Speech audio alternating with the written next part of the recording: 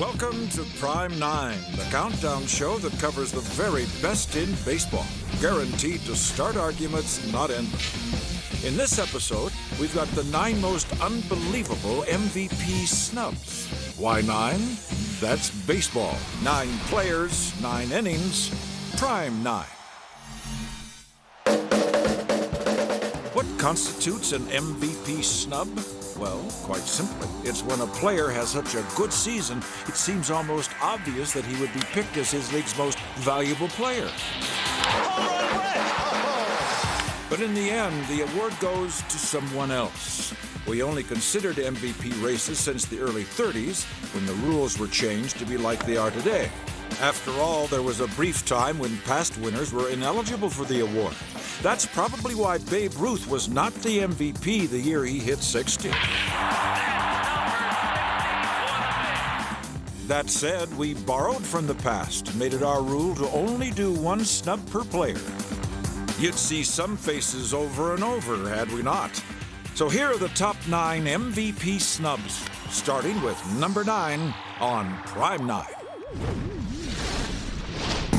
No catcher in the history of the game put up better offensive numbers than Mike Piazza in 1997.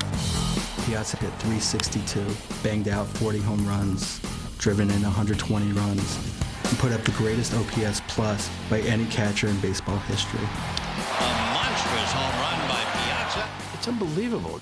To bat .362 with amazing power, amazing strength, his ability to drive the ball as a catcher. So I recognized as his opponent that I was in the presence of someone that would go down as one of the greatest hitting catchers of all time.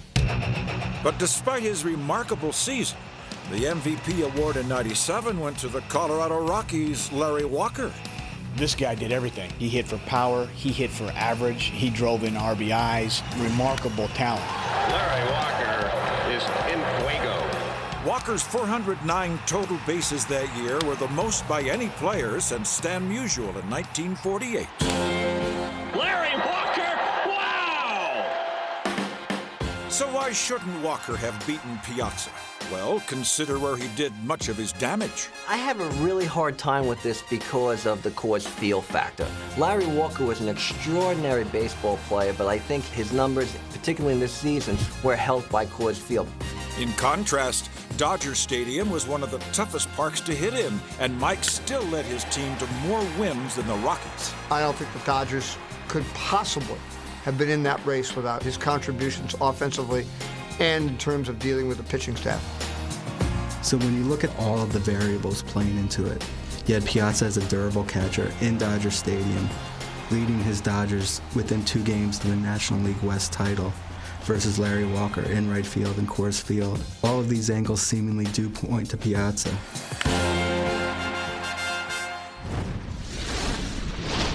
In 1952, Hank Sauer was, in my opinion, a very unlikely MVP winner. Hank Sauer with a 2-out pinch hit home run. It's true. He led the National League in home runs and runs batted in. But he was a so-so outfielder, a run-of-the-mill power hitter. How he got the MVP award remains a mystery. Especially when you consider Sauer's one-dimensional performance in contrast to the outstanding play of other candidates that year. There's Stan Musial, who does what Stan Musial does and leads the league in OPS that year. Phillies pitcher Robin Roberts wins 28 games against 7 losses in a truly wonderful season, throwing over 300 innings. But what Jackie Robinson is doing really stands out. For in addition to his stellar work at second base, Jackie was producing at the plate in most every way possible. Scored over 100 runs, hit 300, stole 24 bases, led the league in on-base percentage, drew over 100 walks, hit nearly 20 home runs, drove in nearly 80 runs. It's really the complete package for Jackie Robinson in 1952. He did everything.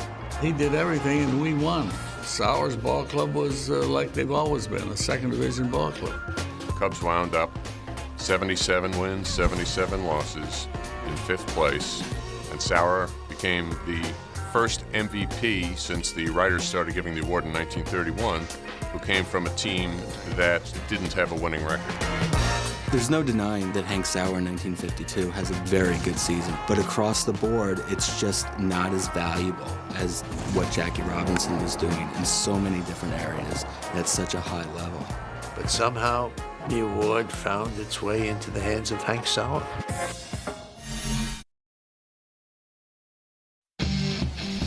Welcome back to Prime 9, featuring the game's most unbelievable MVP snubs. You've heard our case for 9 and 8, which means it's time for number 7.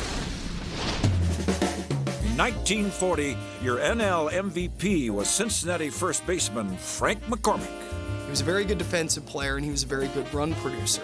He was also a very popular player with his teammates and throughout the league as a whole. McCormick led the league in doubles and hits and helped lead his Reds to the pennant. Frank McCormick bangs the first pitch of the inning against the left field wall for a two-base hit. He was the guy on that team. I mean, he was in the heart of the batting order, and McCormick was the kingpin of that offense. But in spite of his excellent season, many feel the MVP award should have gone to someone else that year. In 1940, Johnny Mize had one of his best seasons, and that's speaking a lot because almost every one was a best season. He hits 43 home runs, drives in 137, leads the league in total bases, leads the league in OPS. He is just a phenomenally potent and impressive hitter. If you look strictly at the statistical accumulations of that year, you might ask yourself why McCormick and not Mize. Mize blows away McCormick in virtually every offensive statistic. The only things that McCormick leads are the two things that he led the league in doubles and hits. Mize is better than McCormick in every other category. So why the snub? Well, it seems that the voters were more focused on McCormick as Cincinnati ran away with the pennant. If you've got a guy who's having a really good year and who clearly is the offensive leader of that club that's winning the pennant, that's probably where the focus, the attention's going to go. Johnny Mize just had the misfortune of having a monster year in a year when his team stumbled. I think he was really a victim of the Cardinals really not being a serious factor in the pennant race all year long. So one has to look at the Cardinals finishing third place, about 13 games behind the pennant-winning Reds, for the reasoning that McCormick wins the MVP. But to my mind, Johnny Mize is the most valuable player in 1940.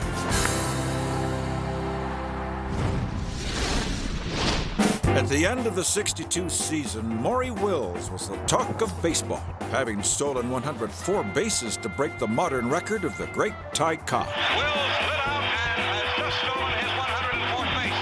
No one had stolen anywhere close to 104 bases, and you have to give him all the credit in the world. I didn't steal bases just to break Ty Cobb's record, just to lead the league. The reason I stole bases was to get in the scoring position to score runs. Besides the stolen base marks, he also finished second in runs scored, finished second in hits, and led the league in triples. He was the go-getter for the Dodgers. Once he got on, the club could win ball games. They didn't have a powerful ball club at that time, but they had Maury Wills. But the Dodgers' arch-rival Giants had a man named Willie Mays. The season that Willie Mays had in 1962 was incredible. Willie Mays gets a great ovation from the crowd. He was Willie Mays. That's what you came to expect from him. Mays led the league in total bases and home runs, captured his 6th Gold Glove, and led San Francisco to the pennant. And the San Francisco Giants are the champions of the National League. Everything seemed to point to a Most Valuable Player award for the Say Hey Kid. And so, when Maury Wills was named the MVP, it was a little bit of a shock. If you go stat for stat with Mays and Maury Wills, there's no comparison. While Wills was a very important part of the Dodgers team, you can't compare the value to the team that Willie Mays had. It wasn't even close. It's a slight that Mays reminds Wills of whenever he sees him. Willie felt that he should have had it. He's still telling me about that. And I'm saying, Willie, that's been too long now. You got to get over it.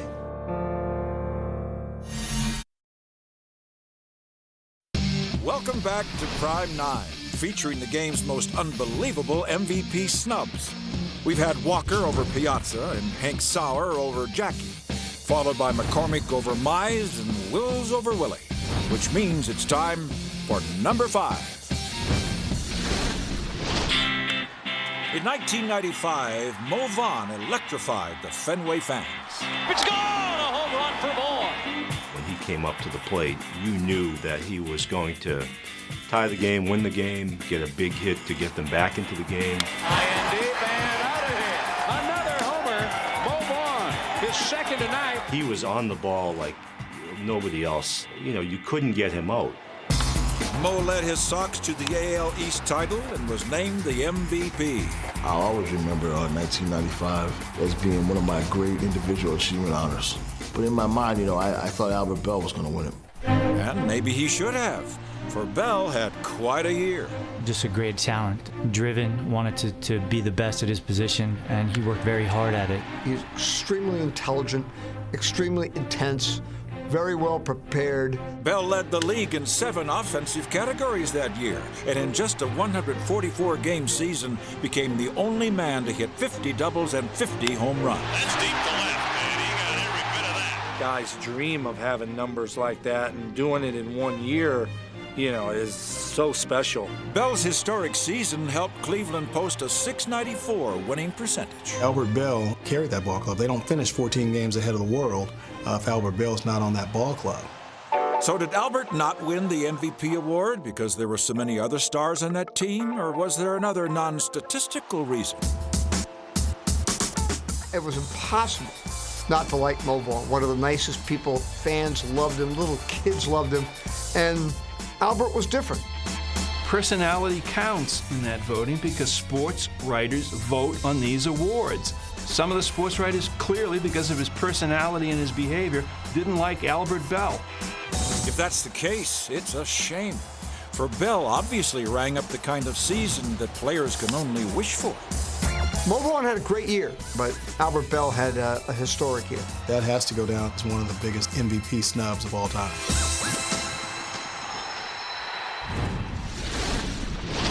In 1958, Boston's Jackie Jensen was your AL MVP. Jackie was a great right fielder, and he was a dangerous hitter. Just a good all-around ball player. Jackie doubles down the left field line to drive home 2 runs. Jackie Jensen did have 35 homers that year and 122 RBIs. Phenomenal year. He was a great player, but comparing him to Mickey, I'll take Mickey Mantle anytime. Those sentiments are shared by many. Because in 1958, Mickey Mantle had another Mickey Mantle season, which means he should have been the MVP. He leads the league with 42 home runs. He leads the league in runs scored, walks, OPS plus.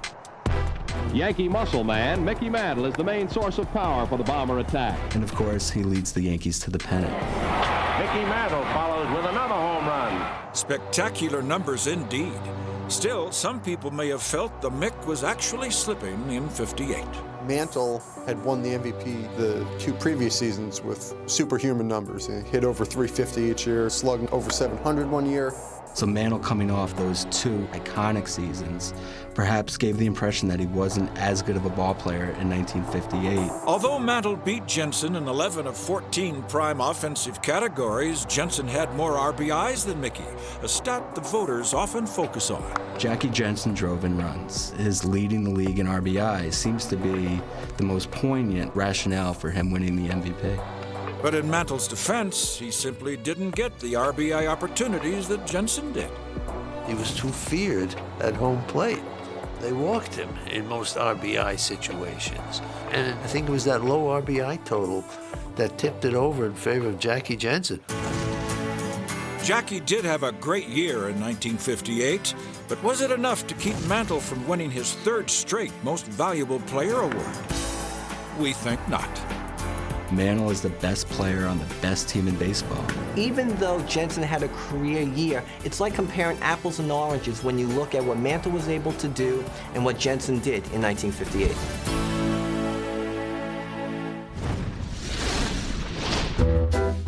The 1944 St. Louis Cardinals won 105 games thanks in part to their NL MVP shortstop. Marty Marion was a tremendous defensive player, probably the best shortstop of the decade in the National League. For the time, he could hit a little bit as well. He had 267 that year, drove in over 60 runs.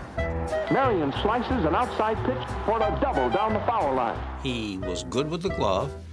He was a singles hitter, and and he had leadership qualities. But the fact is, Marion wasn't even the MVP of his team, let alone the league. For Marty happened to be playing with an emerging legend. Stan Musial was the hottest property in the National League. He had won the MVP in 1943 and had every bit as good a year in 1944. With his unorthodox stance, Musial hits to all fields. Stan Musial led the National League in hits, doubles, on-base percentage, slugging percentage, extra base hits. He hit .347 that year, good enough for second in the league. Musial smashes a home run into the seats in left center. You look at Musial's record in 1944, and you figure, how did Marion get that MVP? The raw numbers aren't even close, so it's possible that Musial lost out in part because he was simply too talented. And at that time, no National League ball player had ever won 2 consecutive MVP awards. So you have to wonder if Musial's award from the year before perhaps gave the writers the impression or the idea that they should give it to somebody else in 1944. And so Marty Marion is in the books as the 44 MVP. Good glove, good guy, good leader, but MVP? The 1944 MVP should have gone to Musial. Having him not win the MVP, quite simply, was a crime.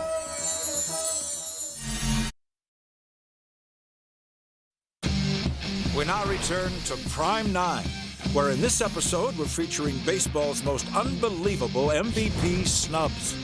These are men who seem to be a lock for their league's MVP awards, only to have it go to another player whose season didn't quite measure up. Now it's time for what we believe are the 2 most glaring and galling MVP snubs since the early 1930s. We begin with number 2. In any season, Detroit catcher Mickey Cochran's 1934 campaign would be a worthy candidate for the MVP award.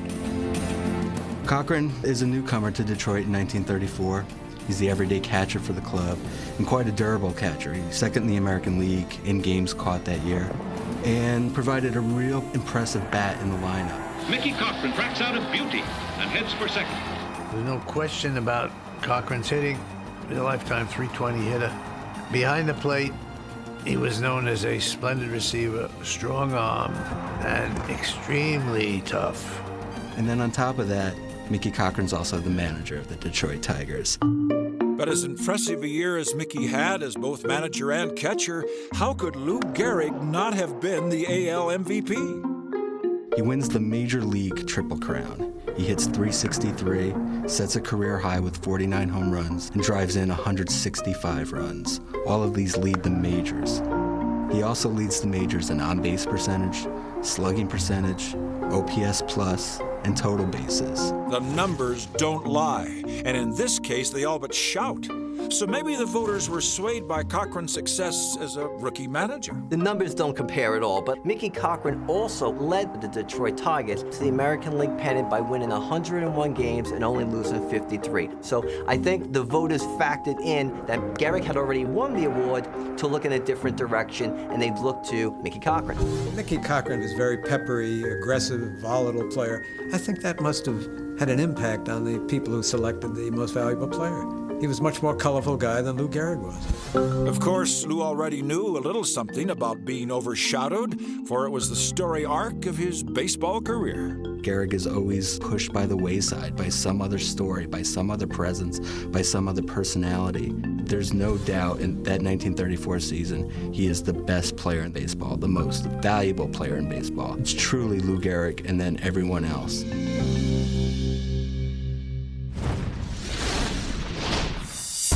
But the greatest snub of all was to Ted Williams, who despite winning 2 MVP awards in his wondrous career, could have had many more. Ted Williams, year in, year out, just produced tremendous production. For whatever reason, the writers just almost refused to reward him with MVP recognition during that time. And of all the times that Ted was passed over for MVP honors, his 1942 season takes the cake. In 1942, Ted Williams hits .356, hits 36 home runs, drives in 137 runs. All of these numbers don't only lead the American League for the Triple Crown, they lead the majors. In that season, Williams reached base in all but 11 games. He also had 61 games where he reached base 3 or more times. So he was always on base, hit for a lot of power, and obviously had a tremendous batting average. Now compare that with the man who was MVP, the Yankees' Joe Gordon. Gordon hit 18 home runs, hit for a high batting average, played tremendous defense, and was on the pennant-winning team. His batting average was the highest of his career. His OPS plus that year was the best of his career. Joe Gordon, not to besmirch his honor, he was a fine baseball player, and he had a great year, but he probably wasn't even the best player on the Yankees team. Ted Williams led the American League in 16 offensive categories. Joe Gordon led the American League in 2, strikeouts and double plays grounded into. How he got more votes than Ted Williams, I can't imagine. Again, the question is why? The history of the MVP voting has been colored by giving extra weight to teams who are successful. So the fact that Williams and the Red Sox are consistently just not good enough to finish ahead of the Yankees probably does play a large role. There is also the thought that Ted dug his own grave with his attitude toward those who followed his exploits. The relationship that he had with the Boston media and the fans really soured him in a lot of people's eyes, and that hurt him. They booed him. He refused to even tip his cap to them. The same was true of the writers. He had no real need for them for the most part. And writers picking up on what happened with the fans didn't care for him either because of the way he treated them. Still, there was no one more deserving of the MVP award in 1942 than Ted Williams. But Joe Gordon took it home. I don't mean to say anything bad about the man. He had a good year, but he simply, I don't believe, was MVP caliber. When you stop to think about how many MVP awards Teddy Ballgame could have won, it's borderline shameful. In 1941, Ted hit an astounding .406, but Joe DiMaggio was the MVP. Following his spectacular 42 year when Gordon inexplicably won it, Ted left to serve his country for 3 of his prime years. 1 year after returning, he won the Triple Crown again in '47, one of just 2 men ever to win 2 Triple Crowns. But although he beat Joe DiMaggio in nearly every offensive category that year, the Yankee Clipper was the MVP. And then came 1957, when the 38-year-old Williams hit an incredible .388, but lost the MVP to Mickey Mantle. Team success was a factor in Ted's often playing second fiddle. But the fact is, he could have had nearly as many MVP awards as the 7 awarded to Barry Bonds, by far the most ever. That's our Prime 9. What's yours?